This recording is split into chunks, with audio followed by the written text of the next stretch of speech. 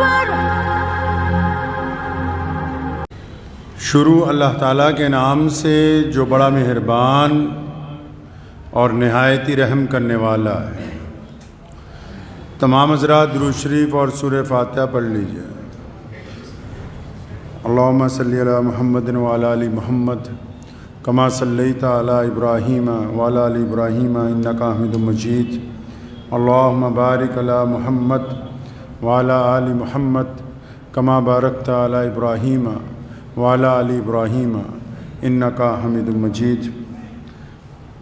اعوذ باللہ من الشیطان الرجیم، بسم اللہ الرحمن الرحیم۔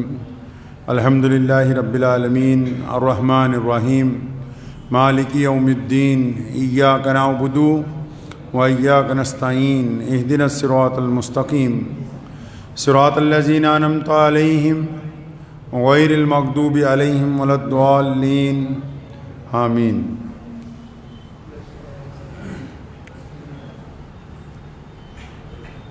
ایک یقین تھا دل میں کہ خدا تو سنتا ہے جب کوئی دوسرا نہیں سنتا۔ ایک یقین تھا دل میں کہ خدا تو سنتا ہے جب کوئی دوسرا نہیں سنتا۔ بالآخر مجھ پہ یہ راز کھلا، کیا وہ سنتا ہے کیا نہیں سنتا۔ وہ سمیع و بصیر ہے لیکن بے عمل کی دعا نہیں سنتا۔ یہ فیصلہ ہے دین فطرت کا، یہ فیصلہ ہے دین فطرت کا کہ بزدلوں کی خدا نہیں سنتا۔ اللہ کے پیارے نبی حضرت محمد رسول اللہ صلی اللہ تعالی علیہ وسلم کی ذات گرامی نے ہمیں ایک مکمل زندگی گزارنے کا طریقہ عطا فرمایا۔ اللہ تعالیٰ نے جن چیزوں کی قسمیں کھائی ہیں ان میں ایک قسم نکاح کی بھی ہے، یعنی اس عمل کو اتنا بابرکت بتایا کہ اللہ نے اس کی بھی قسم کھائی۔ اور نبی علیہ الصلوۃ والسلام نے نکاح کی بڑی فضیلتیں بیان فرمائی، اور قرآن پاک نے کہا کہ مرد عورت کا لباس ہے اور عورت مرد کا لباس ہے، یعنی جو میاں بیوی ہیں مرد اپنی عورت کا لباس ہے اور عورت اپنے مرد کا لباس ہے۔ اور لباس میں تین خوبیاں ہوتی ہیں، تین خاصیتیں ہوتی ہیں کپڑے کے اندر۔ پہلی بات تو لباس انسان کے جسم کا تحفظ کرتا ہے، یعنی گرمی میں سردی میں موسم سے انسانی جسم کا تحفظ سب سے پہلے جو چیز کرتی ہے وہ اس کا بندے کا لباس ہوتا ہے، عورت کا مرد کا لباس ہوتا ہے۔ پہلی خصوصیت لباس کی یہ ہے۔ دوسری خاصیت لباس کی یہ ہے کہ لباس انسان کے عیب چھپا دیتا ہے۔ جسم کے اندرونی جو عیب ہیں چمڑی کے، لباس جب بندہ پہنتا ہے، کوئی عورت مرد بچہ بوڑھا، تو پہلی تو خصوصیت یہ ہے کہ لباس چاہے کیسا بھی کیوں نہ ہو، یا تو وہ سردی سے بچائے گا، گرمی میں دھول مٹی سے بچائے گا۔ دوسری خاصیت کیا آ گئی کہ لباس جو ہے وہ جسم کے عیبوں پر پردہ ڈال دیتا ہے، پردہ پوشی کرتا ہے۔ اور تیسری قسم لباس کی، تیسری خاصیت لباس کی یہ ہے کہ لباس انسان کی شخصیت کو زینت عطا کرتا ہے، خوبصورتی عطا کرتا ہے، پرسنالٹی کو ڈیولپ کرتا ہے۔ اللہ تعالیٰ نے یہ تمام باتیں کتنے خوبصورت الفاظ میں بیان کر دی۔ فرمایا کہ مرد اپنی عورتوں کا لباس ہیں، عورتیں اپنے مردوں کا لباس ہیں، یعنی کہ جن کا نکاح کر دیا گیا یہ ایک دوسرے کے مصیبت کے وقت کام آنے والے ہیں۔ اللہ تبارک و تعالیٰ نے ان کو سمجھا دیا کہ تم ایک دوسرے کے کام آنے والے ہو۔ اور دوسری خاصیت کیا آ گئی کہ تم ایک دوسرے کی پردہ پوشی کرنے والے ہو، ایک دوسرے کے عیبوں کے اوپر پردہ کرنے والے ہو۔ اور تیسرا کہ تمہاری جو آپس کی عزت ہے وہ ایک دوسرے کی وجہ سے ہی ہے۔ آج کل کیونکہ اکثر مجھے روزانہ شادیوں میں جانے کا موقع مل رہا ہے تو آج ذہن میں آیا کہ کچھ گفتگو نکاح کے بارے میں ہو جائے کہ اللہ اور اس کے رسول صلی اللہ علیہ وسلم کیسا نکاح چاہتے ہیں، کب چاہتے ہیں نکاح ہو، کن حالات میں ہو، اور نکاح کی جو اللہ اور اس کے رسول صلی اللہ علیہ وسلم کی طرف سے پابندیاں عائد کی گئیں کہ کیسا نکاح ہونا چاہیے، کیسا نہیں ہونا چاہیے۔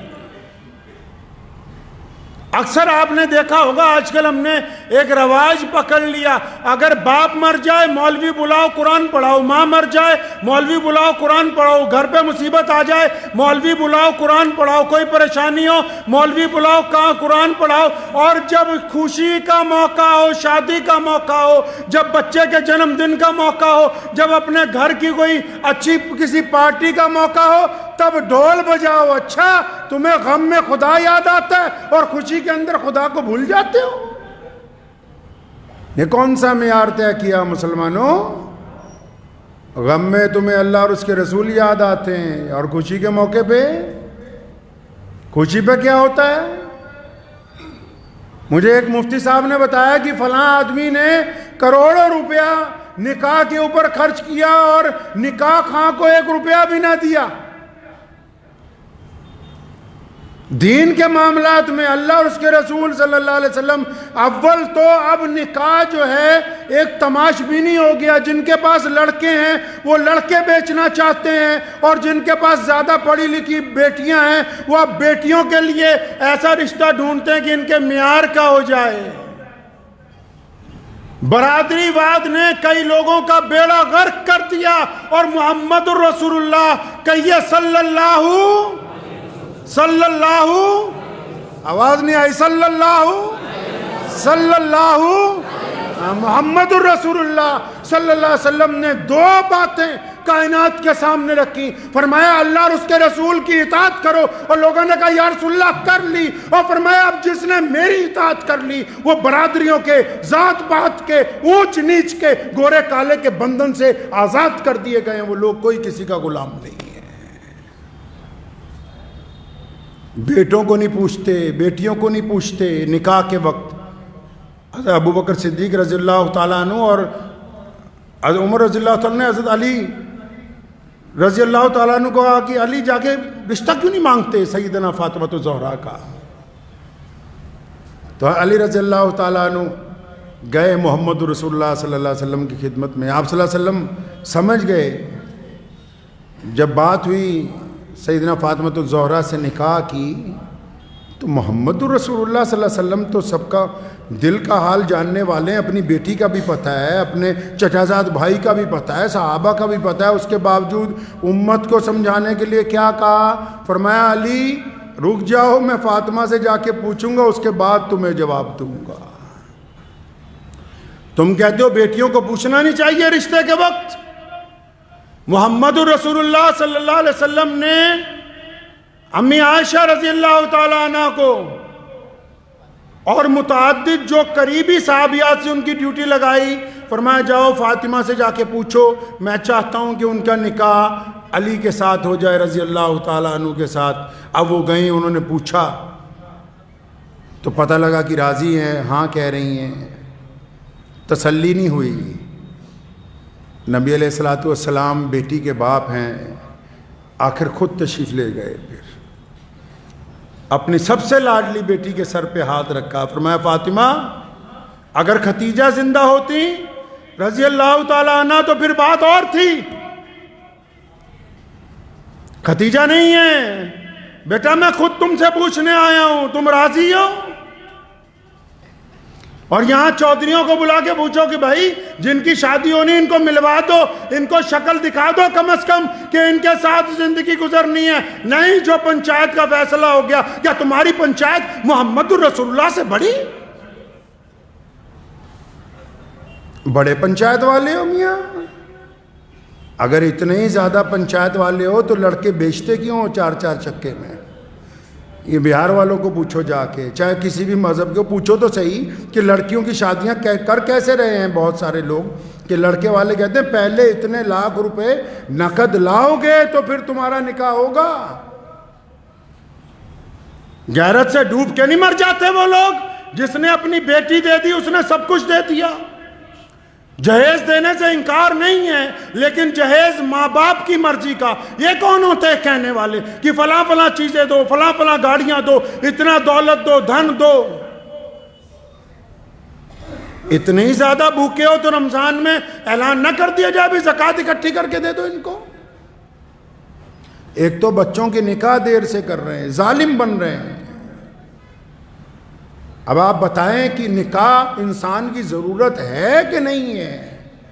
حکومتوں کو بھی پٹی پڑھا رہے ہیں کہ جناب اور 2 سال بڑھا دو، اور 2 سال، جتنے مرضی سال بڑھاتے رہو. یہ جو بچے گناہ کے اندر جائیں گے، یہ جو اپنا کردار خراب کر دیں گے. میں ساری پوری دنیا کی حکومتوں کو بھی پوچھنا چاہتا ہوں کہ اس میں تو کوئی مسلمان ہندو سکھ والی بات نہیں ہے. یہ جن بچوں کی شادیاں تم روک کے رکھتے ہو، ان بچوں کو گناہ کے اوپر مجبور کرتے ہو. یہ بچے اپنا جسم ایک دوسرے کے ساتھ بیچنے پہ مجبور ہوتے ہیں، تو ان کا گنہگار کون ہے؟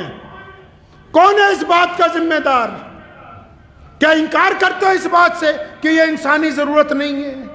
اگر ضرورت ہے تو وقت پر پوری کیوں نہیں کی جاتی؟ جو بندہ جب اس کو جائز طریقے سے جس وقت بھوک لگی ہے، اگر اس وقت اسے کھانا نہیں دو گے، اگر 4 روز بعد دو گے تو وہ چوری نہیں کرے گا تو اور کیا کرے گا؟ نبی اکرم صلی اللہ تعالی وسلم نے تاکید فرمائی، اور ان کو تو یہاں ان کی تاکید تو کریں گے کیا؟ ان کو تو ان پہ بھوت سوار ہے برادری واد کا ساری دنیا پہ. ربیہ بن مالک رضی اللہ تعالیٰ عنہ صلی اللہ علیہ وسلم کو وضو کراتے ہیں. نبی علیہ السلام نے ایک دن پوچھا ربیہ نکاح نہیں کرنا، غلام ہے؟ فرمایا یا رسول اللہ نہیں، ابھی کوئی انتظام نہیں. دوسرے دن پھر جب وضو کرا رہے تھے پھر پوچھا ربیہ نکاح؟ پھر ٹال گئے ہنس کے. فرماتے ہیں میں نے خود سوچا کہ رے بار بار نبی علیہ السلام پوچھ رہے ہیں اور تو چپ ہے، انکار کیے جا رہا ہے. اللہ کے بندے جب رسول اللہ پوچھ رہے ہیں تو کہہ دے، اپنی خواہش بتا دے.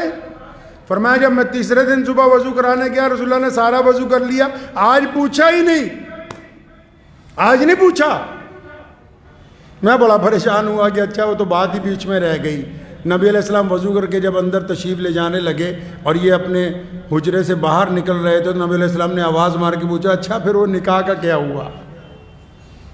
فرمایا یا رسول اللہ آپ جو بہتر کریں. تو فرمایا اچھا فلاں انصاری صحابی کے گھر پہ جاؤ اور جا کے کہو رسول اللہ نے تمہیں سلام بھیجا ہے اور اپنی بیٹی کا نکاح میرے ساتھ کر دو. غلام ہے غلام. یہ آپ کو واقعہ اس لیے سنا رہا ہوں، وہ قصہ بھی بادشاہ والا اسی لیے سنایا جن کو بھوت سوار ہے برادری واد کا. تمہاری بیٹیاں جو گھروں میں بیٹھی ہیں، بیٹے جو گھروں میں بیٹھے ہیں، جن کی عمریں 25 سال 30 سال 35 سال ہو گئے، جتنے مرضی سجدے کرتے رہو، جو اولاد بستر پر تڑپ رہی ہے، تمہارے سجدے تمہارے منہ پر مارے جائیں گے. ان کے زنا کا گناہ بھی تمہارے ذمہ ہوگا کہ تمہیں پتہ نہیں تھا کہ تمہاری اولاد کو ضرورت ہے، تم نے نکاح سے انکار کیا صرف اس لیے کہ بڑا سرمایہ چاہیے، بڑا گھر چاہیے، دولت کے انبار لینے، بس اس چکر میں.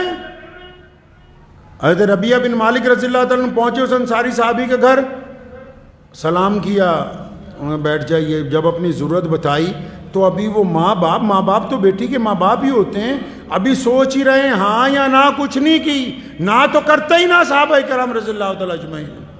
بیٹی نے بھی اندر سن لیا، اس نے اپنے والد کو بلایا، فرمایا ابا جی رسول اللہ صلی اللہ علیہ وسلم نے ان کو بھیجا ہے، آپ مجھے اللہ اور اس کے رسول صلی اللہ علیہ وسلم کے حضور چھوڑ دیجئے، اللہ تعالیٰ ہمیں ضائع نہیں کریں گے. اس طرح کے لوگ اطاعت اور فرما برداری کیا کرتے تھے محمد رسول اللہ صلی اللہ علیہ وسلم کی. میں تو اکثر ان مسلمانوں سے پوچھتا ہوں کہ جس نبی علیہ السلام نے کہا کہ ذات اور برادریاں، رنگ اور نسل کے بھید بھاؤ کو ختم کرنا، تم تو اس حد تک ضدی ہو گئے ہو کہ نہیں ہم تو برادری کے باہر نکاح ہی نہیں ہو سکتا. پھر کون سی مسلمانی ہے یار؟ کون سی مسلمانی ہے یہ؟ ان بچوں کو ضائع نہ کیجئے. اگر ایک بندہ MBA بھی کر لے اور اس کی وقت پہ شادی نہ ہو جائے تو وہ مینٹلی طور پر اس حد تک متاثر ہو جاتا ہے. پوچھ لیجئے گا کسی ڈاکٹر کو جا کے. شادی ایک پاکیزہ عمل ہے. ملنا تو مرد اور عورت نہیں ہے، لوگ پیسے دے کے چاہے مل لیں 1 گھنٹے کے لیے، لیکن شادی کے لیے کیوں کہا کہ کچھ لوگ بیٹھے ہوں، کچھ گواہ بیٹھے ہوں، تاکہ یہ مقدس عمل ہے، اس سے انسانیت نے فروغ پانا ہے، اس سے نئی نسل نے جنم لینا ہے، اس لیے رشتہ زیادہ مقدس ہے. عورت اور مرد کا ملنا کوئی بڑے کمال کی بات نہیں ہے. کمال کی بات یہ ہے کہ ان کے ملنے کی وجہ سے نئی نسل کا ایک پاکیزہ روح کو وجود کے اندر آنا ہے. اللہ تعالیٰ نے اس لیے اس کی قسم کھائی کہ یہ بڑا مقدس عمل ہے، اور اس مقدس عمل کا کھیل بنا دیا بھائی.